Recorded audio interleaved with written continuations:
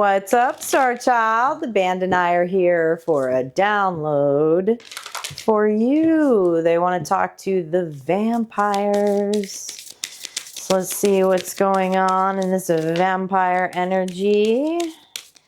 We have redemption, absolution. Give me some more here. Give me some more tea here, band. Ecstasy. Oh. Bliss. You're setting yourself free, Star Child, is what this is. Not looking for absolution here. Ready to move into your happy space. Tell me more about this. Tell me more. This is somebody letting go of guilt. I can feel somebody letting go of guilt in the energy. Big fan of that, Star Child. Big fan of that. Tell me more. Give me another one, please. No? Not another one from the vampires? Giz is saying no. But we're taking this one. Religion. Rules, commandments. Okay. This is clearly somebody releasing guilt. This is someone choosing to absolve themselves and not look for absolution here. Let's dig into this. Let's dig into this, Star Child. This is someone who's been under an intense energy, upbringing, very religious, very dogmatic in nature. It's something that you don't choose to subscribe to anymore, but it has affected the emotional space, okay? It skewed some beliefs. There's some things in the shadow that that are projected into the emotional space. I don't like this. I feel like I'm being silenced and this energy feels very heavy. But someone's had a breakthrough here, okay? And they're headed towards their bliss.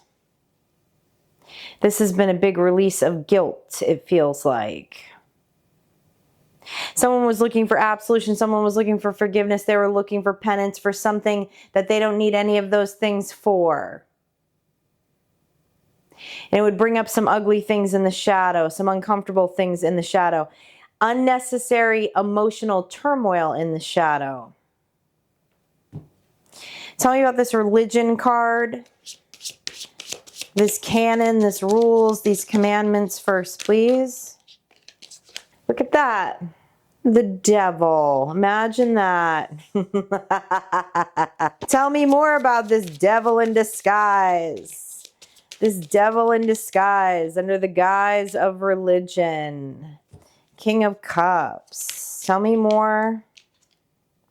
Queen of Cups in reverse. Whoa! It's a little heavy today, Star Child. A little heavy.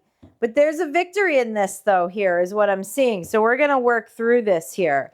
Okay, this is a stern dichotomy here with the Queen of Cups in reverse and the King of Cups in the upright, clarifying the devil card. This is self-flogging in the emotional space. This is interesting. I'm getting a sense that someone had two different leaders in their life, two different influencers, two different people that you looked up to in your life. And one used some kind of rules, dogmatic energy, something like that as a form of control. A Queen of Cups in reverse. This is not gender specific. This is specific to a archetype, a personality type. This is someone who's extremely emotionally manipulative. They actually really love to use guilt as a form of manipulation. But there was someone else in your life that was a King of Cups in the upright. Again, nothing to do with gender, but someone who is emotionally balanced, emotionally mature, someone who balanced their emotions and their logic. I feel like someone grew up with two different sides to spirituality in the personalities. Okay, personalities. This could be parents. This could be family members. This could be mentors. Okay? And so there is a juxtapose in the emotional space. Sometimes feeling guilty over things that you know you're not really need to feel guilty about, that you don't need to feel shameful about. But there was some kind of teaching. There was something that was driven into the subconscious to make you believe that you were inheritedly bad. That word is subjective. It will mean different things to different people. Is there anything more we need to know about these? Which is why you're able to not subscribe to this religion, to this teaching, to this dogmatic, whatever it is for you anymore, if this resonates with you. Yet at the same time, you will see things come up in your shadow. Things of guilt and shame that will come up based off of these old teachings. Seeing how it formed, how it molded the emotional space. Is there anything else we need to know about this? Yeah, there we go. 8 of Wands, just a repeating message. The messaging that you received growing up under this religion, under this form of spirituality, under these teachings, under these politics. Okay? Something that does not resonate with you, but boy, sometimes does it affect the emotional space. Tell me about this redemption card, this absolution. Oh, the magician, the sun. I love that. This is someone who's healed from some pretty heavy spiritual abuse here is what I'm looking at, okay? This is not for the faint of heart, but there's victory in this, and this is why we're talking about this today, because it feels like there's something else that broke in the mental space, okay? Heading towards your dreams, heading towards your sun, and manifesting them as the magician, your happy place. Your happy place is a yes, star child. But there's something that has kept you from crossing this bridge. This crow with the 3 of Wands. Something about not allowing yourself passage to this space, to this time, to this aesthetic, to this job. Because there was something in the emotional space that was still telling you that it was inheritably bad. That it wasn't good for you. But this is someone else's opinion, someone else's teachings. And you're manifesting. Whatever this is, you're choosing to manifest it right now. And release that and head towards your ecstasy. Tell me more about the magician here. Tell me about this manifestation. This is hard. But look, you called judgment here. You called judgment on some things. You may have had to release some people here too. Because if these energies are still in your life and if they're familial, they might be. It looks like they don't seem to be in agreement with where your bliss is. Remember, this is their programming. You are choosing to, you have chosen, I feel like that's past tense, you have chosen to release their programming at one point in time. But you also see that even though you released that programming, it was still affecting the emotional space, thus in turn holding you back, star child. Holding you back from truly calling judgment on it, releasing yourself from that bind. This is like a binding contract. It feels like a binding contract. It's been going on since the time of your ancestors to get to your son. But you're doing it now. You're doing it now. You're doing it in the present energy. For some of you, you may be doing it in fear. There are still things that may feel uncomfortable. But as they come up, that's what we do. We go to our swords.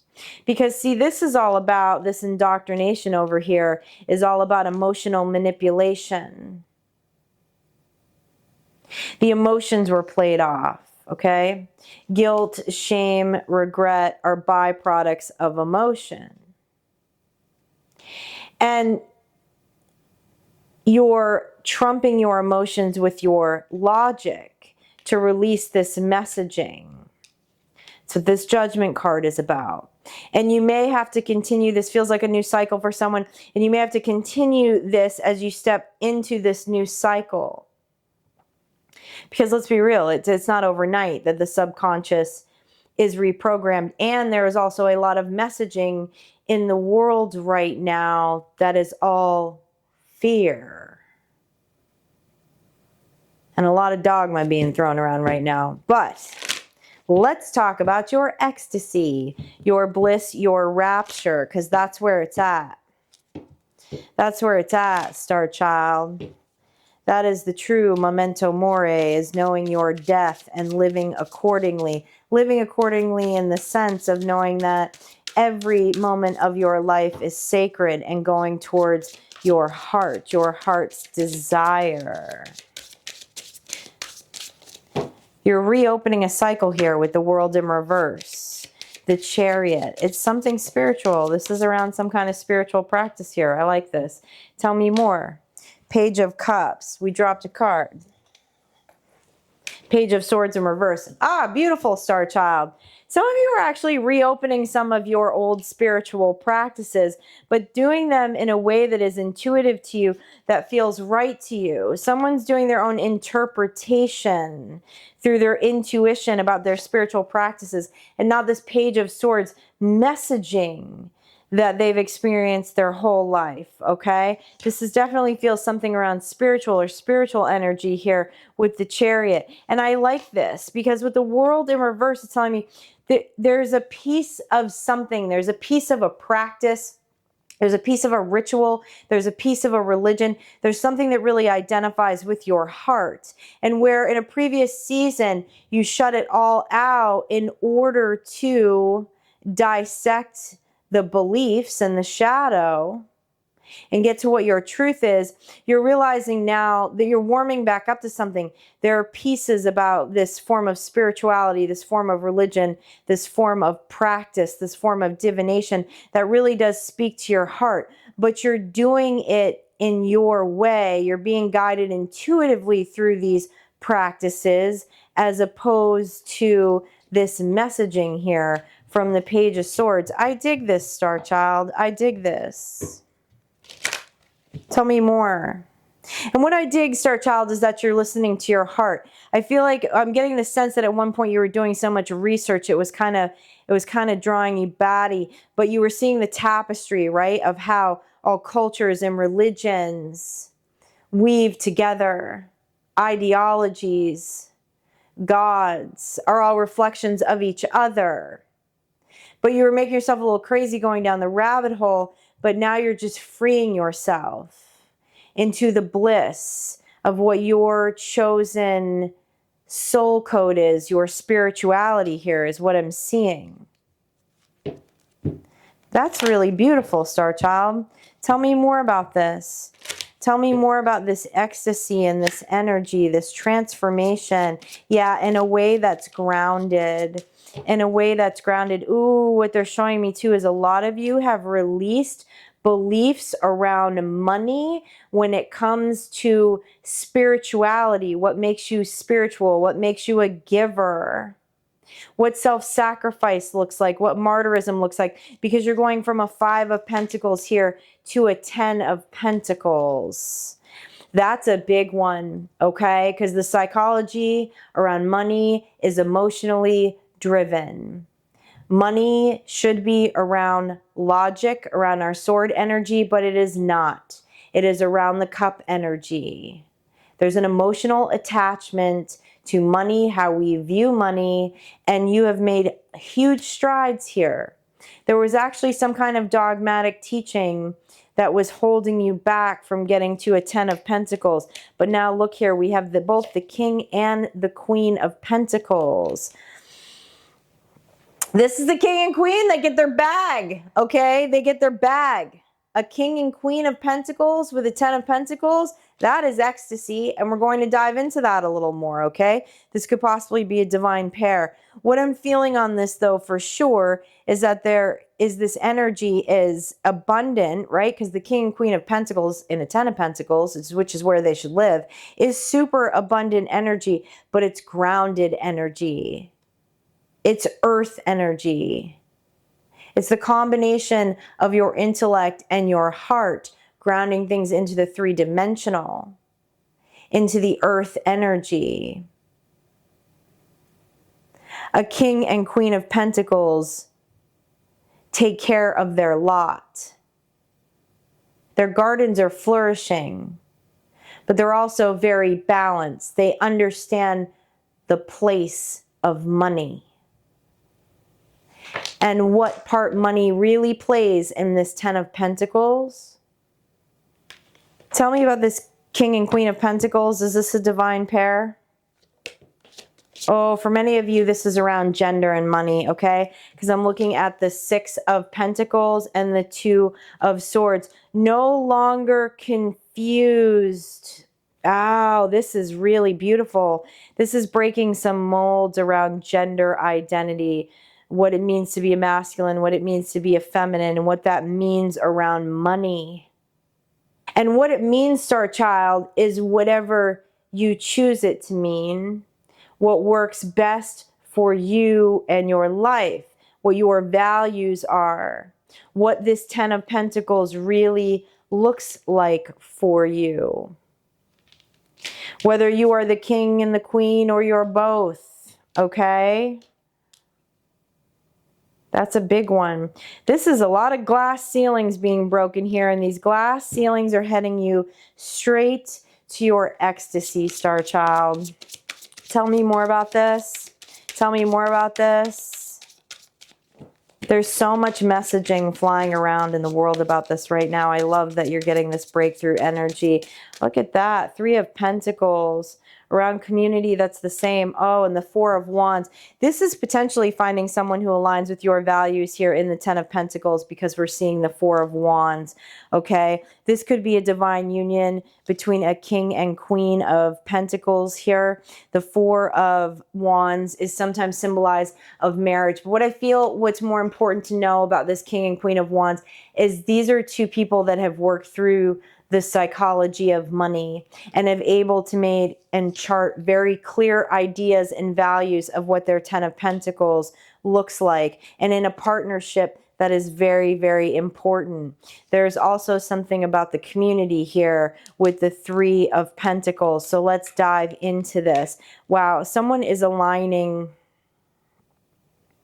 These are some of the biggest hurdles in the battlefield of the mind, in the human body, during the timeline that we're here, and someone has made an incredible amount of progress around this.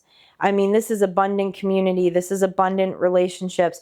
This is abundance in your money, in your time, your space, everything here in the 3D world.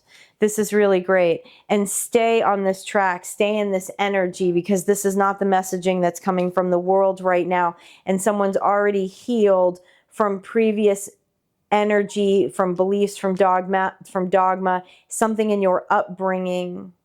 It was not easy to get here. You were not always here in the mind, Star Child. And this is where you want to stay. This is where you want to be. This is authentic to you. So be very careful about the messaging around you. Tell me more about this community card. The Four of Swords in reverse and the Four of Cups. What are you not seeing? The Four of Pentacles. Oh, some of you are viewing greed differently. Tell me more about this. Why the Seven of Wands in reverse?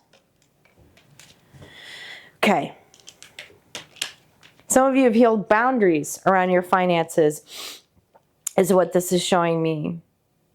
It looks like you had some people in your life that were expecting you to make a level of self-sacrifice with your money and putting your boundaries down, Star Child, that was not healthy for you. It was not helping you strive towards your Ten of Pentacles. And you realized it was an illusion. It was called generosity, but really it was just someone else's greed. There's a level of self-sacrifice in that. There's a level of people-pleasing in that can also be very unhealthy around the psychology of money. But you've licked this here, okay? Because you showed up with your logic here with the King of Swords. Someone's also healed a belief about the hustle culture here with the Four of Swords in reverse. Much more balanced. This was outside messaging from a community. Is there more that we need to know about this community? The Queen of Swords. The Ace of Pentacles. Beautiful. There was someone who was or there was a community that was shaping your beliefs around finances. At one point, I feel like you were ready to make some changes in your finances, but there was a community around you that was mentoring you in these beliefs around finances, and you believe that they knew more than you, that they were these King of Swords energy, but you're the Queen of Swords. You know what you're doing. And this Ace of Pentacles.